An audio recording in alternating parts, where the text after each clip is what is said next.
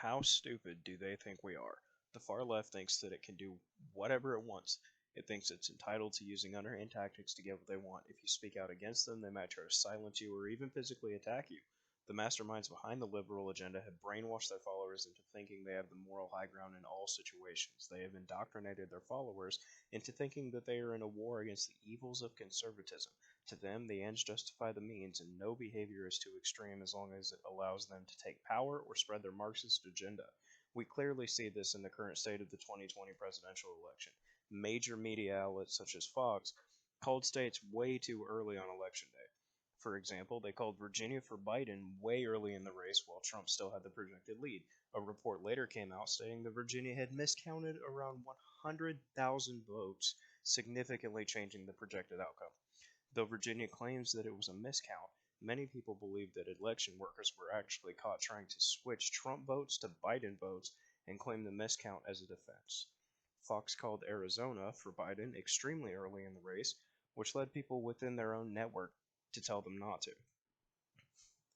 Arizona's governor has even come out to say that there are still hundreds of thousands of votes left to count a whole day later, so there is no legitimate reason why the state should be called as a Biden win yet. As of right now, while Arizona is still counting, Fox News still shows Arizona as a projected Biden win. This has been claimed to be caused by misinformation from data collectors mixed with exit polls, which is not how we should be doing projections. Some states were even called while the polls were still open and people were still standing in line to vote. A water pipe reportedly burst in Georgia's biggest county, flooding a room storing ballots, delaying the counting of those absentee votes. Trump was projected as winning some swing states, like Michigan and Wisconsin, but overnight, just enough votes were magically found to put Biden ahead in an escalation that some experts call statistically impossible. Well-known fact-checker groups claim that these were legitimately counted and that this was just the timing, but that's all a ruse and we're all being played. Trump's lawyer Rudy Giuliani is addressing situations where the Trump campaign is not being allowed to fully observe mail-in ballot counting or inspect the votes for validity, something that is allowed by law. Trump's lawyers are filing multiple lawsuits across multiple states regarding this violation of election law, and this is something that could cause many votes to be dismissed. It could turn the entire election around. This is part of an open disinformation campaign by the left to mislead the public. This is not just a disinformation campaign, it's an outright coup to try and overthrow President Trump's fair victory. Thank you very much, please, sir. Thank you. This is without question the latest news conference I've ever had. Thank you. I appreciate it very much, and I want to thank the American people for their tremendous support. Millions and millions of people voted for us tonight, and a very sad group of people is trying to disenfranchise that group of people, and we won't stand for it. We will not stand for it. I want to thank the First Lady, my entire family, and Vice President Pence, Mrs. Pence, for being with us, all three of us. And we were getting ready for a big celebration. We were winning everything, and all of a sudden it was just called off. The results tonight have been phenomenal, and we are getting ready. I mean, literally, we were just all set to get outside and just celebrate something that was so beautiful, so good. Such a vote, such a success. The citizens of this country have come out in record numbers. This is a record. There's never been anything like it. To support our incredible movement. We won states that we weren't expected to win. Florida, we didn't win it. We won it by a lot.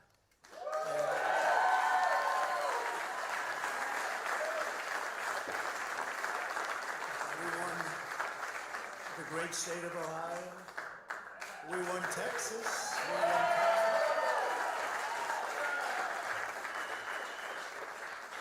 We won Texas by 700,000 votes, and they don't even include it in the tabulations. It's also clear that we have won Georgia. We're up by 2.5% or 117,000 votes with only 7% left. They're never going to catch us. They can't catch us. Likewise, we've clearly won North Carolina, where we're up 1.4%, or 77,000 votes with only approximately 5% left. They can't catch us. We also, if you look and you see Arizona, we have a lot of life in that. And somebody declared that it was a victory for, and maybe it will be. I mean, that's possible. But certainly there were a lot of votes out there that we could get, because we're now just coming into what they call Trump territory. I don't know what you call it, but these were friendly Trump voters. And that could be overturned. The gentleman that called it, I watched tonight, he said, well, we think it's fairly unlikely that he could catch. Well, fairly unlikely. And we don't even need it. We don't need that. That was just a state that if we would have gotten it, it would have been nice, Arizona. But there's a possibility, maybe even a good possibility. In fact, since I saw that originally, it's been changed and the numbers have substantially come down just in a small amount of votes. So we want that obviously to stay in play. But most importantly, we're winning Pennsylvania by a tremendous amount.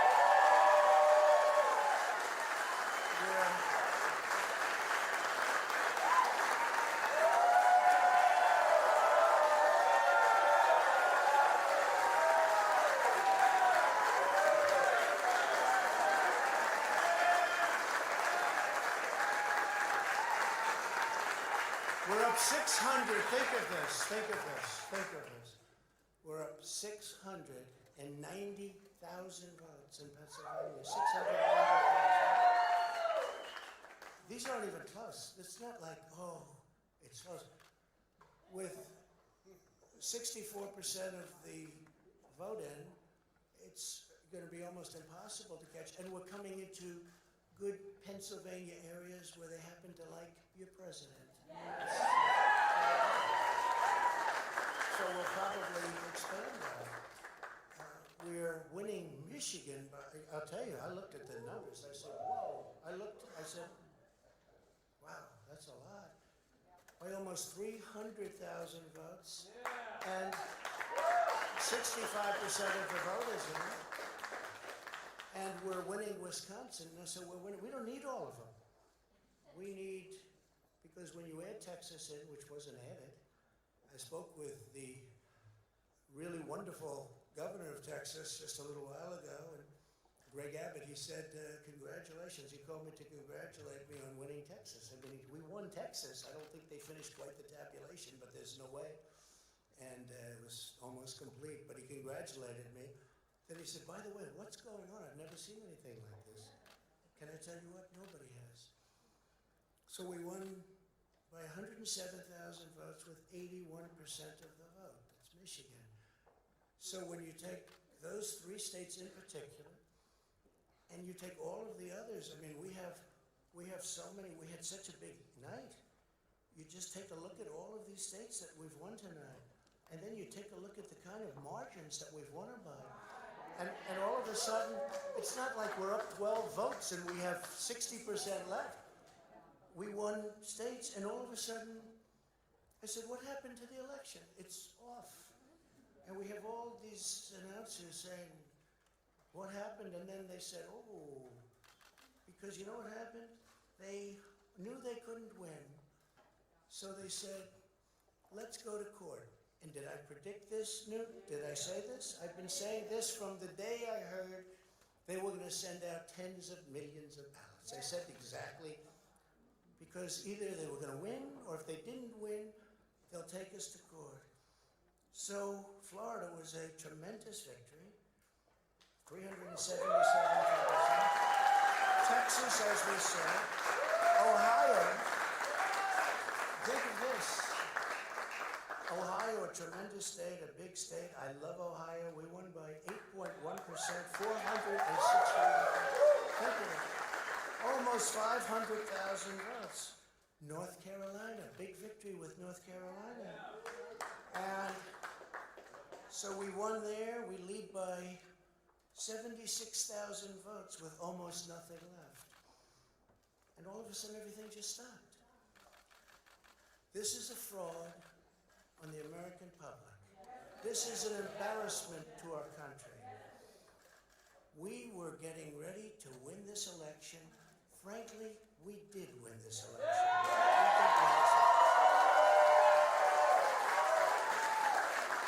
So our goal now is to ensure the integrity for the good of this nation. This is a very big moment. This is a major fraud in our nation. We want the law to be used in a proper manner. So we'll be going to the U.S. Supreme Court. We want all voting to stop. We don't want them to find any ballots at 4 o'clock in the morning and add them to the list. Okay? It's a very sad moment. To me, this is a very sad moment, and we will win this. And as far as I'm concerned, we already have won. So I just want to thank you, and I want to thank all of our support. I want to thank all of the people that worked with us, and Mr. Vice President, say a few words, please.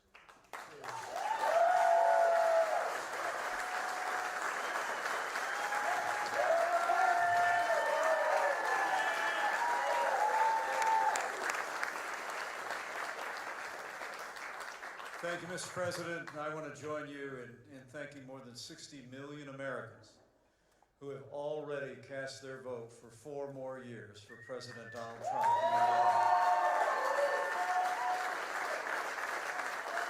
And while the votes continue to be counted, we're going to remain vigilant, as the President said. The right to vote has been at the center of our democracy since the founding of this nation, and we're going to protect the integrity of the vote. But I really believe with all of my heart, with the extraordinary margins, Mr. President, that you've inspired in the states that you just described, and the way that you launched this movement across the country to make America great again, I truly do believe, as you do, that we are on the road to victory, and we will make America great again. How are you feeling about the numbers and the way things are going? What's happening here is the same people that brought you fake news, fake Russian collusion, fake rape allegations against Brett Kavanaugh, fake Ukrainian collusion, fake COVID doomsday models, fake polls, have now brought you a fake election. This isn't about numbers, and it's not about specifics. It was about, this is the third and final stage of a plan. And this is a coup. That's what's going on here. And I've just read what Bill Stepien, the president's campaign manager, said, and he offered some very specific numbers. And here is what this is about now. This is Crips versus Bloods. It is a street fight now.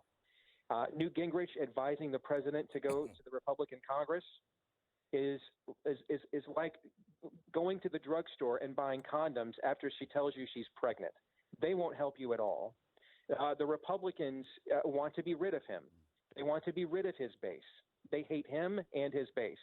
They will be no help. In fact, even if they wanted to, you wouldn't want their help because they're the apple dumpling gang. Right now, you want your own team on the street, on the ground in Pennsylvania, Arizona, Nevada, in these states, hand-to-hand combat, and it's a brawl. And that ought to be Donald Trump's happy place, much more than the nuances of the halls of Congress. That's what's going on now. So give me some specifics that show you that this is a coup. Not that I don't disagree with your premise at all, but do we have the evidence that they have already cooked the books? Because the evidence that I see right now is the hey, we all had to go to sleep last night. We couldn't finish counting. That's inexcusable and something I've never seen before. But do you have any numbers that show anything?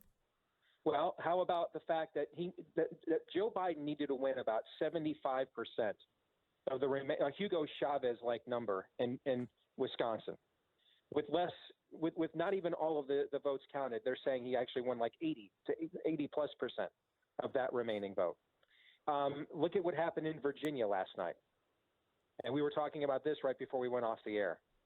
And this was my first sign. You know, we had three phases of this election last night. The first phase was Trump had to prove he was in the game.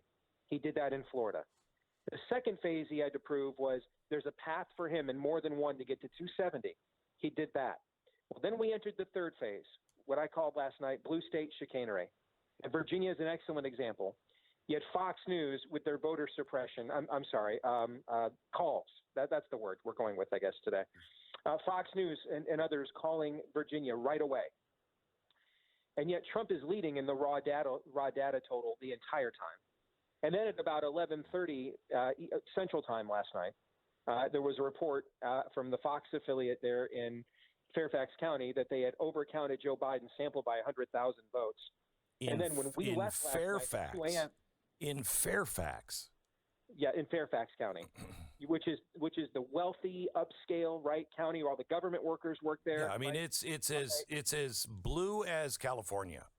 Right, but this isn't some, it's Wayne County, Detroit, and that's not what Fairfax County is. Right. And they had 100,000 vote error, and then when we went off the air last night at 2 a.m., they still had not updated the Secretary of State's office one time.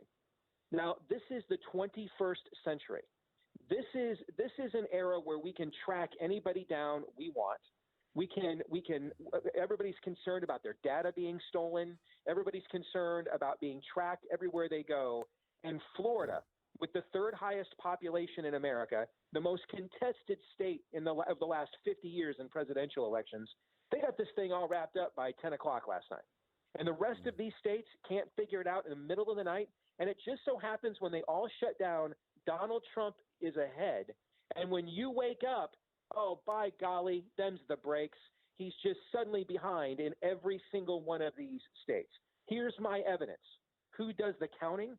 The same people. They lie to us about everything. They've been lying to us about everything this entire time. And it's like the same people that gave you the IHME models are the same ones that are counting these votes. Are you comfortable at this time? Because everything you say right now, I agree with. However, I don't think I could prove it. I have a bunch of feelings. I have a long string of things that I've never seen before. But, the most compelling thing you said to me was 80% of the vote went for Biden. At the very end, the votes that came in at the very end that they found it hadn't been counted yet. 80% went for Biden. That's not plausible. No. What you just described is what we would call in a criminal proceeding prima facie evidence, meaning that there's evidence that an investigation is worthy. It may come up with nothing. But it just means it's more evidence than putting Julie Swetnick on national television. Let me tell you that. It's prima facie evidence that something nefarious has happened. But here's the problem. Who would adjudicate this? The Republicans who voted 50 times to repeal Obamacare when they needed our votes and then didn't do it? John Roberts, who says in the Supreme Court, it's a state exchange it's not a state exchange when it's a federal exchange setting up the state exchange. And Obamacare is not a tax, but a mandate that's a tax, even though the Obama administration said it's not a tax. So to whom would we go, Glenn? To whom would we go to have a fair, honest hearing so we can all find out what the actual result was? Would it be the transgendered health secretary of the state of Pennsylvania and the sociopathic governor there? Where would we go to get a real hearing to find out once and for all so we could come together later as a nation and say, eventually, we have to put this behind us and take our kids to Little League and school? To whom would we go? To what appeal? Would it Fox News and their voter suppression in Arizona last night, conservative media gatekeeper? Where would we go, brother? Where would we go to get the closure you're asking for? I don't know where we would go. Whom is a fair and impartial juror here? Can you name somebody? Okay, so again, I agree with your feelings. I agree with your premise. See, I don't think it's a feeling; it's an observation. Yeah. It's Okay, an that's observation you're of the right. You're right. environment we're in. You're right. And I agree with where do you go. Now, since our job is not just us require, doesn't require us to only state the problem, where do we go? What do we do, Steve? This is my fear, Glenn. It's been my fear for the last 6 months in this election, is that we're dealing with forces at work in this country who want a civil war. And I don't want one, Glenn. I make a good living. It ain't as good as yours, and I'm not in the Hall of Fame, brother, but I ain't poor by any stretch. I make a good living. I've got 3 great kids, a nice life. I want to go home to them. I got a call from my daughter last night. Her store she manages was like 3rd in the whole company nationwide for sales. I want to go home and kiss her and give her a hug. I don't want to do this. But there are nefarious forces at work in this culture that want to remove all the norms, want to remove all the institutions that our founders gave us so that we could have these brawls civilized in a civilized manner. And then one side clearly won and one side clearly lost. And if it was you on the losing end, you went back and got them the best you could next time. And it was on to be in America the next few years. And we'll fight it out again at the next election. These people want to undo this country. They're deconstructionists. They're stained glass window shatterers. And they want to take all of this away so that the people who own all the guns, and your audience and mine, feel as if they have no alternative, therefore, but to take the law into their own hands. We don't have a political party that represents us.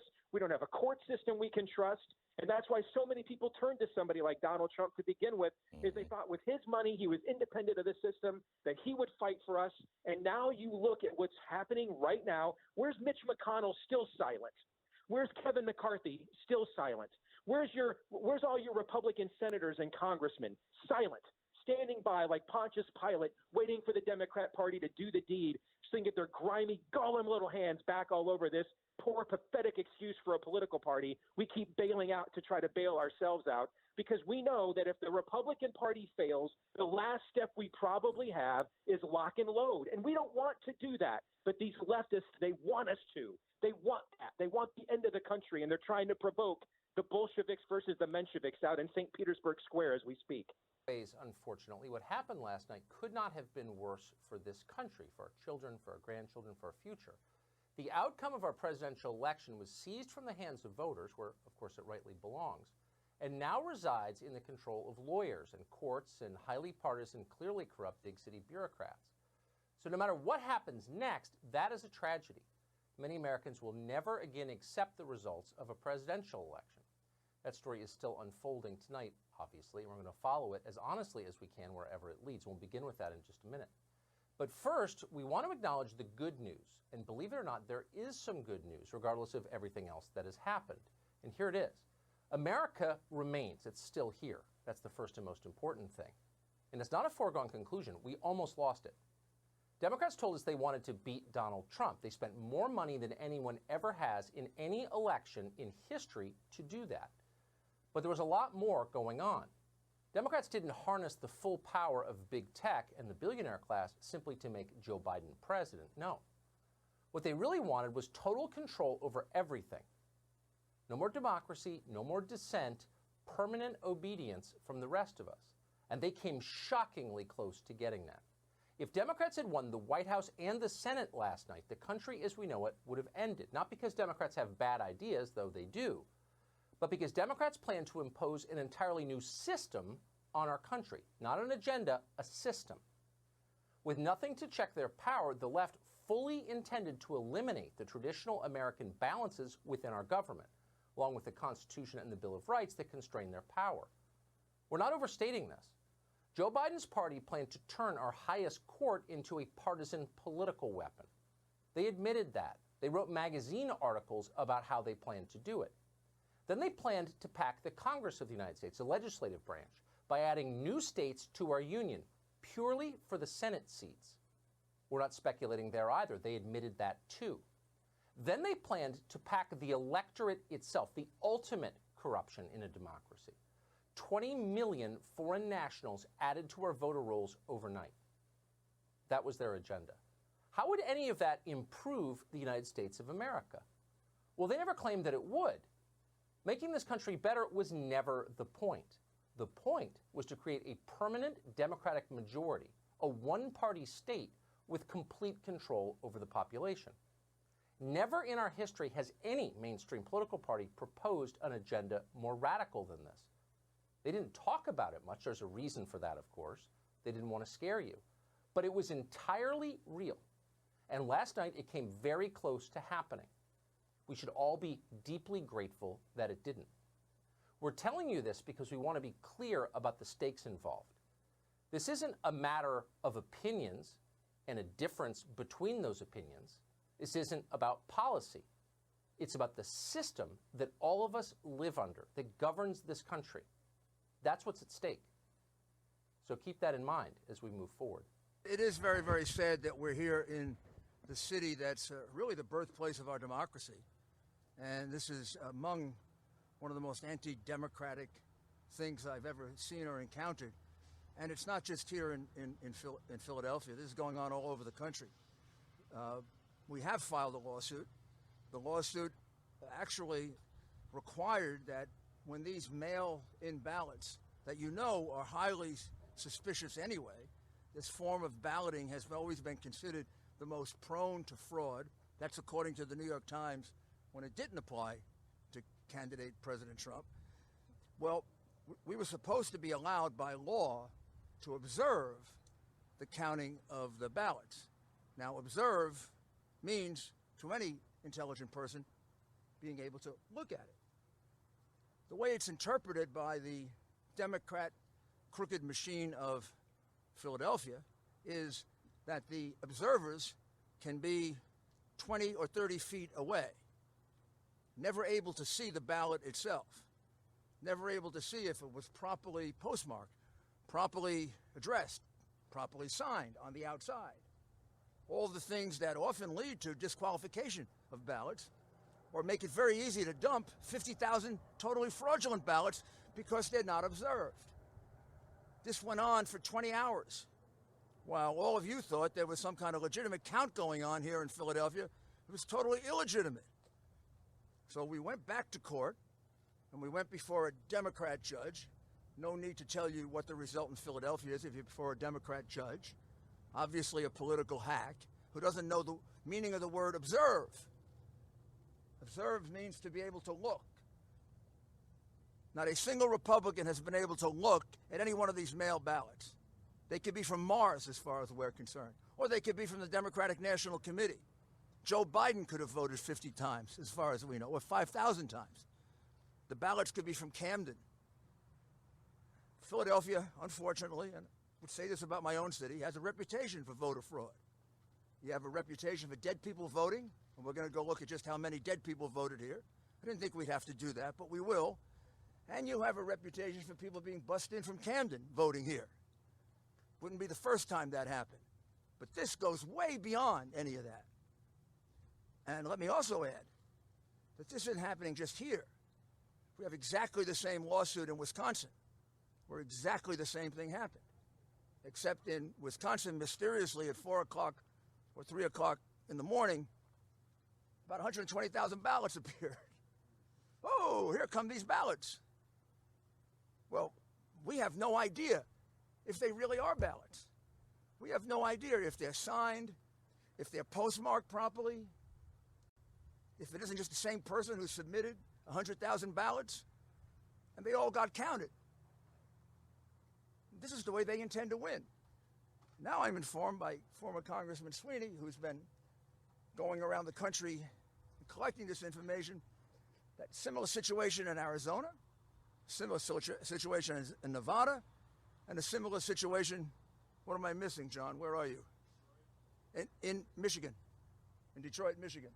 Again, let me be specific what it is. This whole new thing that never happened before in our country, these mail-in ballots, which has been a cause of real concern for everyone because they can easily be fraudulent. Well, one of the things that the law attaches to that is the right for both parties to observe the ballot, the way we do with absentee ballots. You make certain it's properly signed. On the outside, there's a signature. You make sure that it's properly postmarked. You make sure that it's properly addressed, and then you pass on it. A number of these are often challenged by the Democrat representative or the Republican representative. We never got a chance to look at a single one of them. The gentleman here who did this for us says about 100,000 ballots went through that process in the 20-plus hours in which they wasted his time by not allowing him to see a single ballot. Well, that's 120,000 ballots that should just be taken out of the count. So you want to look at that number, that 120,000 should come out. And this is an area in which Biden is getting 60, 70% of the vote. I don't know if this is going on any other place, but it is going on with enough frequency in Wisconsin that we've brought suit, and now we'll have to look into 3 other places. What it says to me is this is a concerted effort of the crooks that run the Democrat Party. And you know these big city machines are crooked.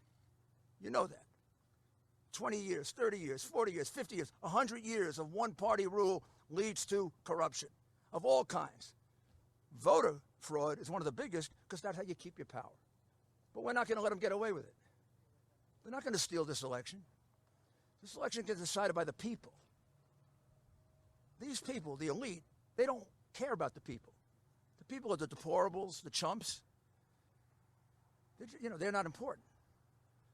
To President Trump, he's the whole reason that he ran for office. And he's the whole reason for which he's carrying on this campaign, so that your vote can mean something, so that your vote doesn't get wiped out by 100,000 fraudulent, meaningless paper ballots that no one gets to observe. So we are going to continue the lawsuit here. We're going to bring a second one, and then we're going to bring a federal lawsuit, and we're going to take a very good look at whether we bring this nationally. We certainly are going to bring it here and in Wisconsin. Quite possibly, we'll do a national lawsuit and really expose the corruption of the Democrat Party. But this is beyond anything I've ever seen before. This comes when you think you have so much power and you own the media that you can do anything you want. Well, sorry, we're going to fight for the people. We're going to vindicate their right. And the ultimate result is President Trump has won Pennsylvania. I've never heard of a count where you're ahead by 400,000 with 80+% counted, and they haven't called it for you yet. They called California the moment the polls closed. How many votes do you have to be ahead to win, for a Republican to win here? How many votes do we have to be ahead? 400,000 is not enough? With 80+% counted, I think there's only 14% of the vote to go. Do you think we're stupid? You think we're fools? You know something? The Democrats do think you're stupid, and they do think you're fools, and that's why you get called deplorable and chumps. It's over. We're going to stick with this. We're going to win this election. We've actually won it. Just a matter of counting the votes fairly. The whole truth. Nothing but the truth. That's Dr. G's specialty. America First. We bring you the most relevant guests possible, the most interesting guests. And today we have somebody who was in the White House with the president until 3 a.m., at which point she took off her high heels. Don't ask me why, she'll explain. She is the president's attorney, Jenna Ellis Esquire, senior legal advisor to the Trump campaign. Follow her, Jenna Ellis, ESQ, now on Instagram. Jenna, welcome back to America First. Thank you, and it's a great day to be here. And, you know, so many things about the Constitution need to be discussed and emphasized in the midst of this really big mess that Fox News, that the pollsters, that everybody has created, the Biden camp as well. So let's talk. We mustn't forget what our caller mentioned about a certain amendment and mail-in voting. But first, talk to us about last night. Give us a sit rep from inside the White House. How did the evening progress, and how did you see the president's response? Yeah, well, I thought the president's response was absolutely perfect. I think he came out very strongly. He has always been on the side of enforcing and protecting the U.S. Constitution, making sure that Americans understand that we deserve legitimacy in election results. And he's committed, and Team Trump has always been committed to fighting to protect election integrity. And so that's what he came out and said last night. And the mood throughout the entire evening was incredibly positive, very, very excited. And I think that that the frustration that a lot of conservatives are feeling this morning is that we don't have answers to critical questions that look very suspicious. And that's what everyone needs to understand, that the lawsuit that we filed in Michigan, the recount that we're asking for, and in Pennsylvania, the all of the things that we're doing on the legal team are not just because we want a certain outcome. Of course, we want President Trump to be elected. That's no big secret. We've been working on that for the last 4 years. But this matters to election integrity. This matters to precedent. Yeah. And if any campaign, if any Democrat operative can push aside the Constitution, which says specifically in Article 2 that the method of appointing electors for the Electoral College is determined by the state legislatures. Yes, It it's is a state not mandate. the county clerk. It is not the governor. It is not the attorney general. It is not any other political operator. It's not the mainstream media either, by the way. So it is doesn't matter what this they your call. avenue of attack? So this is one of those, yes, absolutely. And I think this is our overarching emphasis, is that we are saying we have to protect the integrity of the Constitution. And it depends on what issue we're talking about, of course. I mean, so if you're looking at something like Pennsylvania with this 3-day extension, that was not done by the state legislature. And so even if it was done by the state legislature, there may be other equal protection arguments, there may be other things involved. But the biggest challenge and the most appropriate challenge is that this wasn't done by the state legislature. But you make it sound as if this is a no-brainer. It should be. If the Constitution says state legislatures are the ones that determine how the Electoral College electors are chosen, and then some podunk county official or a governor says, oops, no, not this year, well, shouldn't that just be thrown out? That absolutely should be determined by our court system. And if our system was working properly, we would have 9-0 decisions at the Supreme Court level, and we would have judges who are willing to, like a baseball umpire, they wouldn't just say, oh, you know what, this is too controversial, we don't want to make the call. Right. And they also wouldn't be looking at it under the lens of politics. They would be fairly applying the U.S. Constitution, and not because of any particular outcome, but because that's what free and fair elections mean in this country. The Constitution is actually not that complicated, and the law is always given to the state legislatures, and then if they do something that's unconstitutional, there are challenges. But this is such a simple question. And let me ask you the question that everybody is trying to grapple with. Do you have enough lawyers? Do you have the right lawyers? Does the GOP, does the campaign have the intestinal fortitude to actually fight this all the way to victory? 100%. Absolutely. And this is something that the president has been talking about since for a year now. I mean, when he first saw that the Democrats were trying to manipulate the election law, send these millions and millions of unsolicited ballots, all the opportunity for fraud, now trying to harness the coronavirus pandemic for all of these reasons, I mean, all of these things, he has been committed personally to fighting for this, because it matters not just to his race, but for everyone all the way down ticket in every race in the future. Yeah. So absolutely we're committed to this. And it matters because as conservatives, conserving our rule of law, we're a nation of laws, not a nation of rulers, that matters. Ballots that arrived yesterday that can still be counted may not have a legible postmark on them, and raising questions about whether or not they should be counted or not. And he said it's because of the prepaid envelopes that the state provided. I was wondering if you could speak to that. Sure. So I'm not sure, he may be confusing. So anything that arrived yesterday, it doesn't matter whether it's postmarked or not. Anything that arrived yesterday is a valid vote.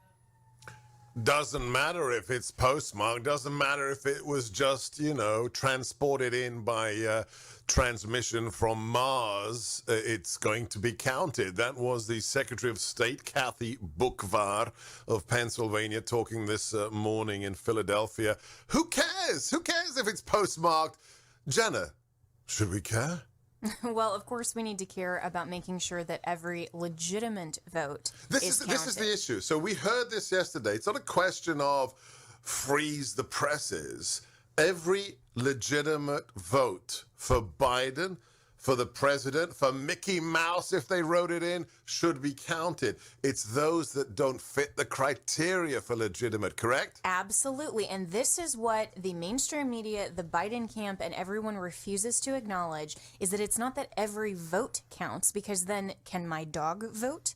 Yeah, Can we put in a bunch of other ballots that are just, right in on a grocery shopping list and that counts as a vote? No, that's why you have criteria to be a legitimate vote, to then have legitimate election results. It's about legitimate votes. Let's ask somebody who maybe has a different opinion.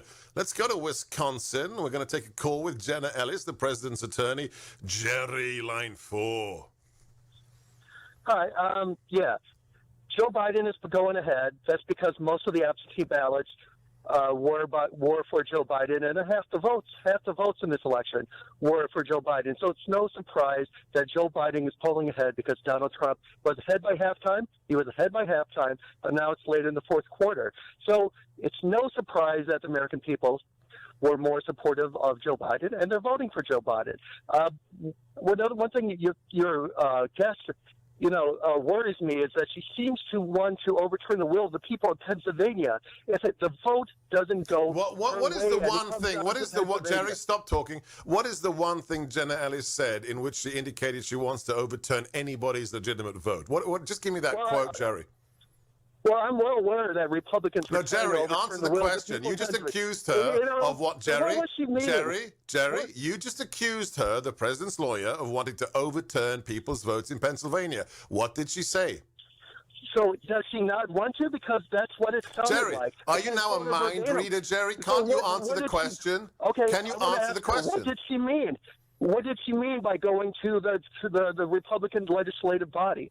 Okay, stop, Jerry, quiet. What did you mean by legitimate votes? Let's ask somebody who actually teaches constitutional law. Jenna Ellis, what do you mean by counting legitimate votes? Enforcing the U.S. Constitution. So votes that actually match the criteria as prescribed in the Constitution and by the state's legislature. Yes, and by the way, people like Jerry are the ones that confuse the issue and that will never hear the difference between legitimate versus illegitimate. They will only hear the mainstream media, the Biden cronies, and all of these people who are saying, well, every vote matters, every vote matters, every legitimate vote matters. And that's where you have election integrity, and that's where you have enforcement of the law. We are a nation of rules, not a nation of rulers or a nation of fraud. Wonderfully put. Yesterday, I thought it was going to be much, much closer than the pollsters and the pundits were predicting, but Biden would just manage to squeak in. That's still my analysis. Tell me why I'm wrong. Well, look, it's very simple what happened last night. In 4 battleground states, crucial states to either candidate, the president was winning. These are states that are run by Democrat governors.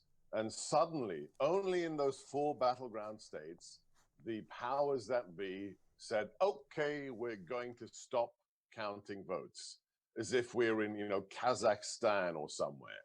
The idea that Pennsylvania has to send everybody to bed at 9:30 and you can't count votes is, of course, what banana republics do. And I am assured of the following. I just spoke to the campaign. We had everybody, the chief of the campaign, on the call as well. Yep. This is now going to be a battle royale with the lawyers for the president and the lawyers for sleepy, creepy Beijing Biden. And the question is, does the GOP, does the Republican Party have the balls to fight this fight? And will they do it fast enough? Because I guarantee you one thing now, Dan.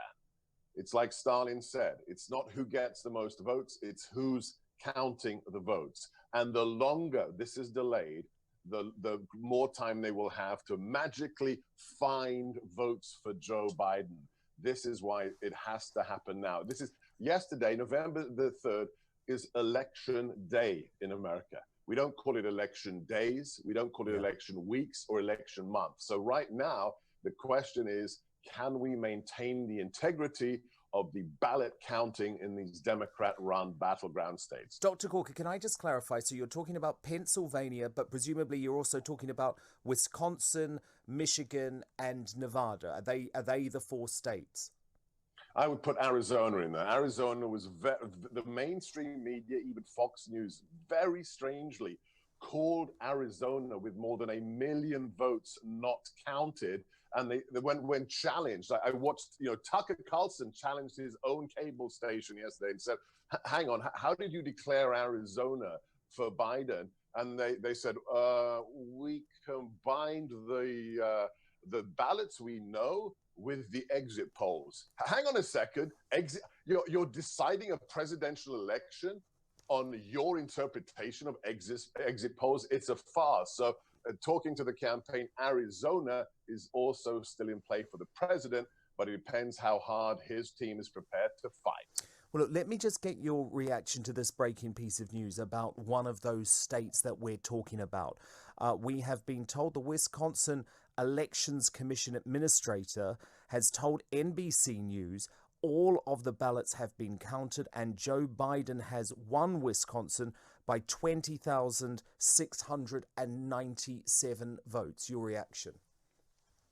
I'd have to see what those 20,000 ballots consisted of. Were they mail-in ballots? Were they absentee ballots? Were they ballots which had been verified and certified against the signatures on the voting rolls? We have some very, very suspicious things happening in the Commonwealth of Virginia, which saw some real upsets for the Democrats. We had the governor recently declare unilaterally that for the first time in American history, you don't have to check the signature on a mail-in ballot against the signature of the voter on the voting rolls. Dan, in what world do you do that? What is the good faith argument for not verifying a signature? If you go and cash a check today, guess what the bank has to do with your signature? They have to verify. But in the most sacred act of a representative republic, when you are voting for the next commander-in-chief, we don't have to check signatures. So I want to see those 20,000 ballots from Wisconsin, and I want to make sure they're verified. So Dr. Gorka, is your belief that the Trump campaign's legal strategy will be that the postal ballots are simply illegitimate? No, not in a blanket statement. To quote the campaign, it's very simple. Every vote that was done legally on election day matters, whether it's for Joe Biden, the president, or whether you wrote in Mickey Mouse. Those votes should be counted and tallied. Our issue is with votes that did not occur on election day and are being post hoc, post the event, being added to the collected votes for Biden. Those are illegal and those have to be stopped. It's election day, not election days. Okay, now let's just talk generally, because regardless of the eventual result, Dr. Gorka, what we can say is that last night's election represented another spectacular fail for the liberal media, for the pollsters, for the political class, for the pundits who never seem to learn the lesson of 2016, of Brexit, of Boris Johnson's landslide in December. Why do the political classes continue to fail to understand what real people, whether it's in America or Britain, actually feel? Dan, it's not a failure of intent. It's a conscious decision. You're absolutely right. Brexit started it all, whether it's Brexit, whether it's Bojo, whether it's Trump, whether it's Modi in India. The mainstream media and the pollsters aren't acting in good faith. They have an agenda. What were we told for months? We were told that Joe Biden, sleepy, creepy Biden, is going to have a tsunami, and by 10 p.m., the whole of America will be awash with Democrat victories. It didn't happen. And look at what happened with the ethnic vote in America, especially in Florida and Arizona. Hispanics, blacks voting in unheard of percentages for a Republican candidate, the incumbent in the White House. Why did we have these failures? Because they weren't failures. These weren't polls These were demobilizations. These were suppression polls. They were acting as political activists, not neutral observers, just as the BBC and the UK, and just as the mainstream media is in the UK, with, of course, exception to talk radio. Obviously. It was also a repudiation, wasn't it, of racial identity politics and the Yes. violence caused on the streets by Antifa and other far-left or extremist groups. Absolutely. And to see, it breaks my heart. I'm an immigrant to this nation. I'm a naturalized citizen who ended up in the White House, and I'm blessed. But to see yesterday, downtown Washington, the capital of the most powerful nation in the world, boarded up as if it's Beirut, with all the shops, with the hotels boarded up, to see 3 people stabbed by Biden supporters last night in downtown DC. How did we get here? That we can't have a peaceful choice of our elected officials in the United States? It's a travesty. And I tell you, only one party has normalized violence, and it's not the Republicans. The people who are burning down and looting Seattle and Portland aren't red MAGA hat wearing Trump voters. They are Biden supporters, and it is a travesty. Them by the poll workers. Yes. It did not read their ballot, Okay. and they slid it in there twice. I used a pen. Yep. Took their Sharpie and threw it away. And it read your ballot. And it read my ballot. And it read your ballot. And it read my So ballot. what they're doing is they're telling people to use the Sharpies. That way, Yes. those votes aren't counted. Yes. That's exactly what's happening. Yes. So there was other people that were in there voting with their pens, and they literally went around and they were yanking pens out of their hands. Yes, they tried to do that to me, and I took their Sharpie and I hid it, because then they said, look for all the Sharpies that are not being used and take the Sharpies back. They had a bowl of pens behind them that they were not giving to people and only giving Sharpies out. There we go. So the ones with the Sharpies are not being read at all. No. No. None of those ballots are being read.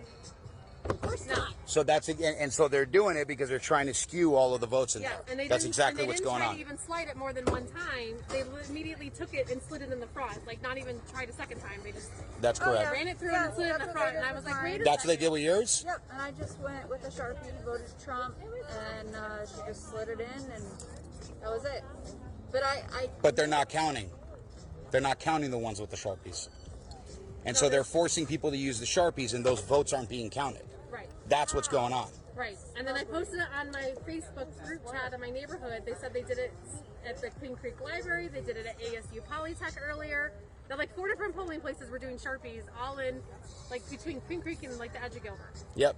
And those ones are not being counted. Yes.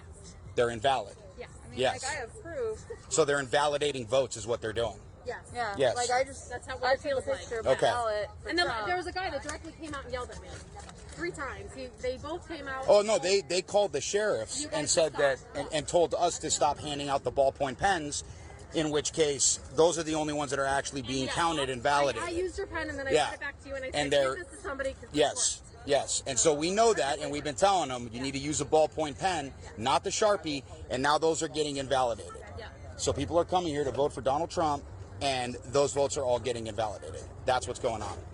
There we go. Found in the trash. The mail was swiped from a freestanding mailbox and found more than 15 miles away in a northwest Houston neighborhood. Channel 2's Jonathan Martinez live at the post office where some of those items were stolen. Jonathan? Yeah, guys, and we can tell you all day people have been pulling up to this very post office and trying to drop things off into this mailbox. But as you can see, it is wrapped up. It is out of service. And if you take a closer look, that is a reason why. It appears to have been pried open. Investigators tell us it was recently broken into. It sounds like they were opening up a lot of, sensitive things. When Kevin and Katie Foley dropped off their save the dates in a mailbox outside the post office on West 19th Street Wednesday night, they had no idea the next day that box would be busted up and out of service, and their mail would end up in a dumpster nearly 30 minutes away. It was, save the dates, but it could have been much more personal information. Surveillance video from a townhome complex in the 11,000 block of Perry Road shows 2 suspects tossing the stolen mail into a dumpster early Thursday morning. Among some of the items recovered, legal documents from a law firm that says they dropped off their pieces of mail at a post office on Timmins. That's what's so shocking. where the post office is located, and it's found way over here. Just as disturbing, and also found among the stolen mail, according to the U.S. Postal Inspection Service's 2 mail-in ballots, one bound for California, the other heading to Louisiana. In a statement, the agency says, quote, postal inspectors are working to identify those victims and will work swiftly with the local election commission to ensure any affected election mail is routed to the appropriate party. Somebody should go to jail over that. We depend on the mailboxes. It makes me nervous to trust, boxes like this. Although an exact motive in the case is still unclear, Foley just wants the thieves who stole the mail behind bars. It is a violation, and you just hope that whoever's responsible is caught before they do it again. And if you recently dropped off mail at this West 19th Avenue post office and in this particular mailbox, or you believe your mail has been compromised, we've got all the contact information for you to the U.S. Postal Service on our website at clicktohouston.com. There you can also read a full statement about the matter from them. Now we are reporting live from the city's northwest side. I'm Jonathan Martinez, KPRC, Channel 2 News. Closer and closer to Election Day now, and it is critical to remember that the strength of our democracy lies in the integrity of our elections. That every one of us has to have faith that our vote will count. But right now, there are still many states in our country that allow for something called ballot harvesting. This is a system that allows for third parties to collect and deliver ballots for other people, potentially large numbers of people. Unfortunately, ballot harvesting has allowed for fraud and abuse to occur by those who could tamper with or discard ballots to try to sway an election for or against a certain candidate or party. Now, our vote is our voice. So whether in the midst of a pandemic, as we are now, where mail-in voting is likely to drastically increase, or even in a normal election, no one should get in between a voter and the ballot box. Now, while some states have prohibited vote harvesting or ballot harvesting, many have not, which again allows for abuse from third parties collecting and mishandling ballots. This is something that we've actually seen happen in recent elections. Now, to protect the integrity of our vote in our elections, I've introduced legislation called the Election Fraud Prevention Act with my friend, Representative Rodney Davis. Our bipartisan bill protects the chain of custody for every one of our ballots by prohibiting funding from going to states that allow this practice of ballot harvesting to occur. This bill will actually encourage states to stop this practice that's ripe for fraud and that poses a serious threat to the integrity of our elections. And we urge our leaders in Congress to take up this legislation quickly to support and ensure the integrity of our elections. Well, a lot of people in this country have been suffering through this pandemic, but many of our most ambitious politicians have treated the disaster as a massive opportunity, a chance to implement their political agenda, the whole thing all at once, from immigration amnesty to tech censorship, massive censorship. You probably have experienced it. Probably the biggest goal, though, is to eliminate every remaining barrier to voter fraud in this country, and they plan to do that by enacting nationwide mail-in voting. Now, earlier today, the president tweeted this about universal mail-in voting, quote, "There is no way, zero, that mail-in ballots will be anything less than substantially fraudulent. Mailboxes will be robbed, ballots will be forged, and even illegally printed out and fraudulently signed. The governor of California is sending ballots to millions of people. Anyone living in the state, no matter who they are or how they got there, will get one. That will be followed up with professionals telling all of these people, many of whom have never even thought of voting before, how and for whom to vote. This will be a rigged election. No way! Exclamation point.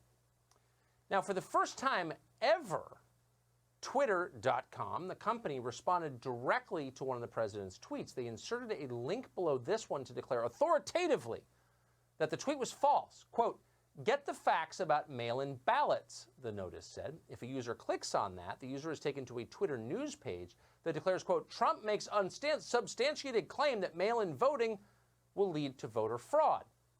So that's the official story. Voter fraud never happens no matter what, and it definitely won't happen with mail-in voting. You're hearing trusted news anchors tell you that a lot, and they say it like they know it. And anyone who disagrees is a conspiracy, not a flat earther, a freak.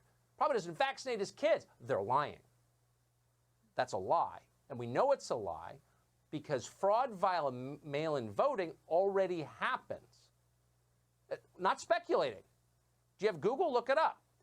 Ballot harvesting is the problem. Ballot harvesting is a process in which a third party collects and then turns in ballots on behalf of another person. It's only possible with mail-in ballots. Obviously, you can't do it with in-person voting. Laws around ballot harvesting vary from state to state. It's currently legal in 27 U.S. states, but Democrats want to legalize it in all 50, and they want it to be as unrestricted as possible. I wonder why. Their most recent coronavirus relief bill in the House decrees that all states, quote, shall permit a voter to designate any person to return a voted and sealed absentee ballot, end quote. The only restriction on this would be that ballot harvesters cannot be paid based on the number of ballots they collect. But of course, you could easily evade that. A campaign could pay a canvasser for their time or the distance they traveled, and that would all be perfectly legal. So that sentence could change this country forever. The ways it could invite fraud are obvious. Think about it for 10 seconds. With unlimited ballot harvesting, there is no state supervision, no chain of custody, no limit on the amount of ballots a single person can collect. Ballot harvesters could go to people's homes, and they do in California. They pressure them to vote or to vote the right way, or they help a person read through a ballot while nudging them on whom to vote for. But why stop there? A ballot harvester could ask or pay a person to sign and turn over a blank ballot, or they could trick them into handing over their vote with an unsealed envelope, allowing the harvester to fill in incomplete ballots, or simply throw away ballots that don't vote the right way. We're not saying that all of these methods of frauds are equally likely. You probably could prevent some of them with safeguards. But the point is this: universal mail-in voting with ballot harvesting massively expands the potential for voter fraud, and it makes a mockery of the secret ballot. I don't care what Twitter tells you, that's true. It's obvious, and by the way, it's been documented. In the past decade, most battles over voter fraud have centered around whether to require an ID to vote, like most every other country does. But in some ways, that's a distraction. We should have voter ID laws, but that's not the real issue. A 1998 report by the Florida Department of Law Enforcement described absentee ballot fraud as the, quote, tool of choice for those who want to steal an election. Again, it's not a theoretical risk. Actual voter fraud has happened, despite what they tell you, all over the country. In North Carolina, by the way, it was Republicans who did it. A Republican victory in a congressional race was overturned after it was discovered that political operatives were collecting blank or incomplete ballots and then filling them out and turning them in. In New Jersey in 2013, not in 1813, 2013, a city councilman was caught paying operatives to travel door to door after mail-in ballots were distributed, telling people who to vote for and offering them $50. Texas has had multiple prosecutions for illegal vote harvesting. Why don't they mention that on television? In 2016, Westlake County Commissioner Guadalupe Rivera won a local election by just 16 votes. Later, Rivera was convicted of illegally assisting people in filling out absentee ballots. So a new election had to be ordered, and Rivera lost. According to the county clerk, Kara Sands, ballot harvesting fraud involves political operatives who target and exploit the vulnerable. Often that means homebound individuals who are too confused to realize their votes are being stolen. You don't think this happens? Oh, yes, it does. Ask anyone who's honest, who's ever covered an election in this country. It happens. In California, ballot harvesting is already almost totally unrestricted. In the midterms, last cycle, 2018, a voter registrar in Orange County described people dropping off hundreds of ballots at a time. Hundreds. 250,000 votes appeared from previously inactive voters who hadn't voted in at least 4 years. 7 Republican candidates were leading on election night, only to lose weeks later thanks to harvested ballots that were tallied days or even weeks later. And of course, this reveals what the real agenda behind universal mail-in voting is. It's not about improving access to the ballot box. We've had this system in place for 240 years. It's about power. It's always about power. As with illegal immigration or their relentless efforts to stoke race hatred in this country, which you see every day, Democrats have calculated that hurting America will make it easier for them to get power and keep power permanently. In breaking news, as we speak, Nancy Pelosi is over on MSNBC pushing for additional mail-in voting. We're flagging that right now. Someone in our control room is watching. Adam Laxalt is outside counsel to Americans for Public Trust, and he's, of course, the former Attorney General of the state of Nevada, now Nevada, and he joins us tonight. Adam, thanks so much for coming on. So you've seen some of this firsthand. Tell us how we should feel about mail-in ballots and vote harvesting. Well, first, you're absolutely right. This is the game. It's about winning elections and gaining power. And here in my swing state, where we have a lot of very close elections, you're seeing videos now of thousands of ballots that are piled up in apartments, in trash cans, and in hallways. And this is all because we are doing our first mail-in ballot election in the history of our state, all under the cloak of the pandemic, of course. And the Democrats sued a Democrat county, Clark County, which is greater Las Vegas, in order to get all of these extra things that they want to make sure that they can get their wish list. And what do you think turned out on this thing? Lo and behold, they agreed to all of these conditions in return for the Democrats to get out of the way and let this preliminary election go down. And so what did they get? They got inactive voters. 200,000 of them were mailed ballots all across the greater Las Vegas area.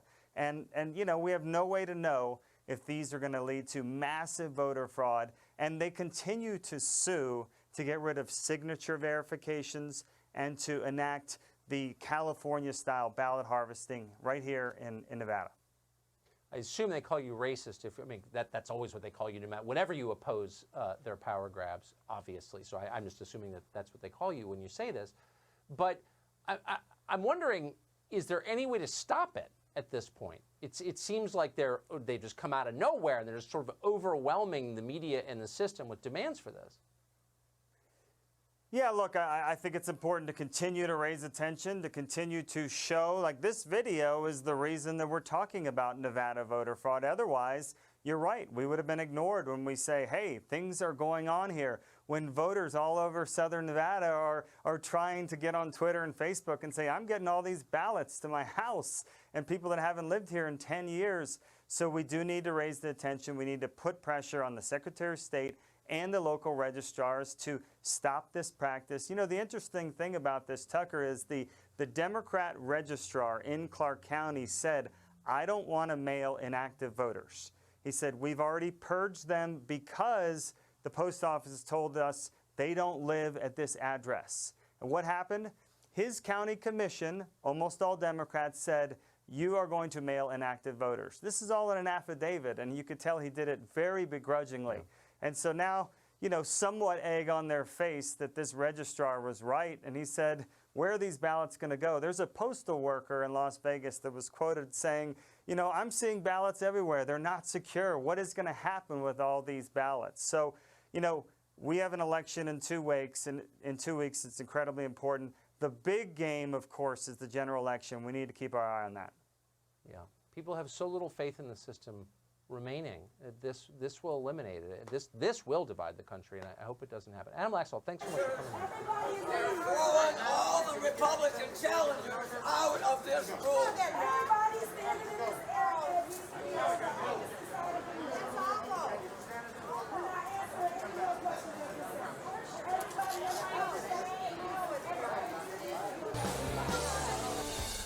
You see today's White House press briefing? If you didn't, you missed Democratic operatives posing as reporters, stunned by the idea that mail-in voting might not be totally 100% secure. It was amusing to watch. Of course, the risks of mail-in voting are obvious. The latest example of that came today. DOJ announced that the FBI and the Pennsylvania State Police are investigating fraud in mail-in ballots in Luzerne County. That's the place Donald Trump won by double digits 4 years ago. According to DOJ, several military ballots were, quote, discarded. Investigators have recovered a total of 9 ballots so far. Not surprisingly, the DOJ says an overwhelming majority of those ballots were cast for guess who? Donald Trump. Meanwhile, in Greenville, Wisconsin, authorities announced Tuesday that 3 trays of mail, including mail-in ballots, were discovered in a ditch, not counted, in a ditch. We've seen other examples of this throughout the year, including deliberate mail-in ballot fraud in New Jersey and in West Virginia. Just hours ago, in the state of Texas, the state attorney general announced that a county commissioner and several others have been arrested in an organized mail-in balloting scheme that took place during the 2018 Democratic primary. But to reporters in Washington, this is impossible to believe. For the people doing it, it is confirmation that actually it works pretty well. Last week, judges on Pennsylvania's Supreme Court ruled that mail-in ballots need to be counted well after Election Day. You won't be shocked to know that 5 members of the body that made that decision, 5 out of 7 people on the Supreme Court of Pennsylvania, are partisan Democrats. They're elected. They're politicians. Last week in the state of Michigan, a judge called Cynthia Diane Stevens issued a very similar ruling. In fact, she went farther. She mandated ballot harvesting. Ballot harvesting allows paid political operatives to collect ballots in bundles and bring them to polling places. What could go wrong? Well, fraud, for one thing. In fact, fraud's the whole point of it. You should know that Cynthia Diane Stevens is not much of a judge. She's a political activist. You often hear conservatives deride activist judges, but that's not an overstatement in this case. Cynthia Diane Stevens is proud to be an activist. 4 years ago, she appeared at an event at the University of Michigan on equity and inclusion, and she literally gave the crowd advice on how to be an effective activist. Not judge, activist. It's on video if you want to find it. There's nothing partisan judges would like to destroy more in the end than a quick, efficient, fraud-free election night. That's the goal here, make no mistake. If all the votes are counted in one night, no one will have time to issue rulings that throw out ballots they don't like. And that's why judges in Pennsylvania and Michigan want poll workers to count votes for weeks after Election Day. With their rulings last week, they made that essentially inevitable. It'll be a disaster. We know that for certain. We've seen it before. During the Iowa caucuses this past February, we still don't really know who won in Iowa today, 7 months later. But to leaders of the Democratic Party, the caucuses weren't a debacle. They were a blueprint for the presidential election, where Joe Biden takes Hillary Clinton's advice and does not concede no matter what happens. All he has to do is smile and wave from his hotel room on election night, and the lawyers will take it from there.